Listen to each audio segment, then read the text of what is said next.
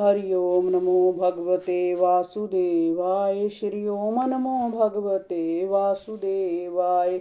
विवेक बुद्धि को भगवान की मीठी मीठी बातों ने हर लिया था। सिर पर हाथ रखते ही उसका सिर फट गया और वह धरती पर गिरकर मर गया। पापी बकासुर के मरते ही देवता लोग भगवान की जय जयकार करने लगे और फूल बरसाने लगे। भगवान शंकर भी भय मुक्त होकर लौट आए और बोले, हे देवादेव देव, आप जगत गुरु विश्वेश्वर हैं। आपका अपराध करके कौन सकुशल रह सकता है। आप समस्त जीवों के रक्षक हैं। आप ही उन्हें जन्म देते हैं, पालते हैं और नष्ट कर देते हैं। आप अनंत शक्तियों के केंद्र हैं। आपकी एक एक शक्ति मन और वाणी से परे है। आप प्रकृति से परे परमात्मा हैं। परीक्षित, इस लीला को जो सुनता है वह संसार के सभी बंधनों से तथा भयों से मुक्त हो जाता है।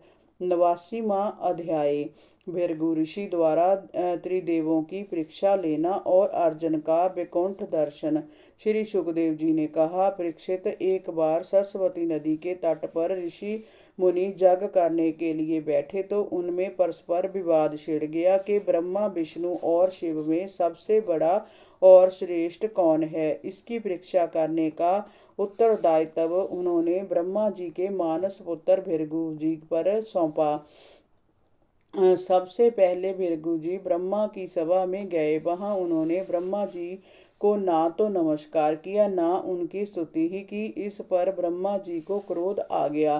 क्रोध में भरकर उनका चेहरा तमतमाने लगा। तब जब उन्होंने देखा कि ऐसी धृष्टता करने वाला उनका पुत्र ही है, तो उन्होंने अपने क्रोध को दबा लिया और उससे ना तो कुछ पूछा, ना उसे बैठने के लिए ही कहा। भृगु जी वहां कुछ देर ठहरकर कैलाश पर्वत पर गए।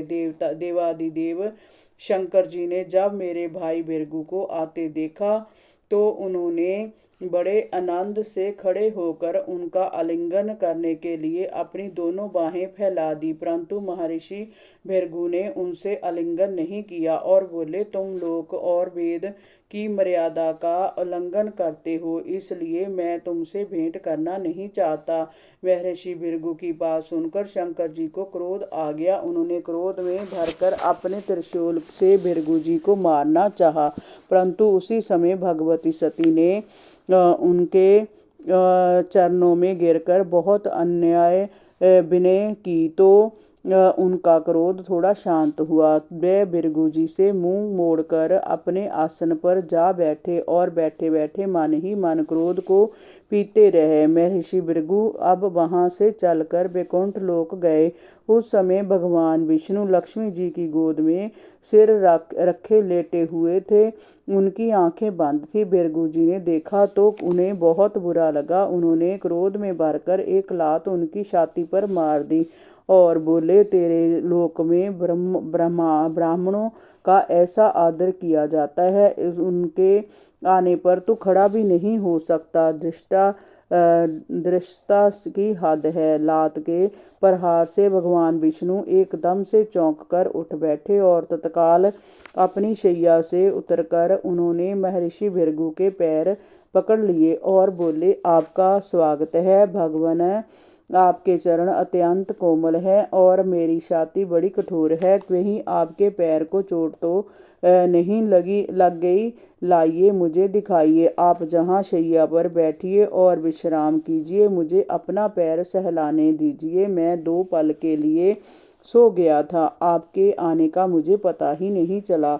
इस कारण मुझसे जो अपराध हुआ है उसे आप चाहे दंड दें या क्षमा करें। मैं तो आपसे दया की भीख ही मांग सकता हूँ। कृपया मुझ पर दया करें और मेरे अपराध को क्षमा करें।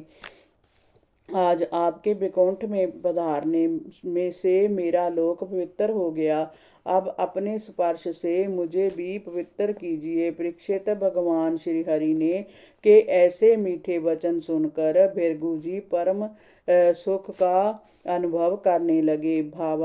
त्रेक में उनका गला भर आया और आंखों से अश्रु बहने लगे। वह बोले, विष्णु तू साक्षात धर्म, ज्ञान, वैराग्य, शांत, समचित, अंकिंचन और सबको अभय देने वाला है।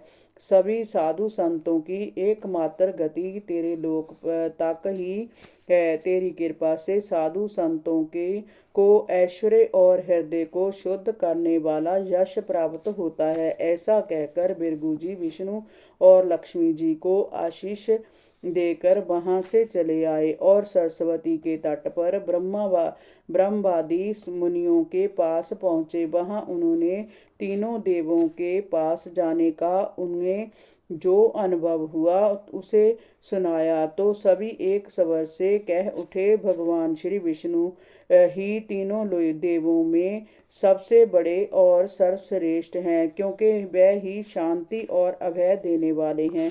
हरि ओम नमो भगवते वासुदेवाय। श्री ओम नमो भगवते वासुदेवाय।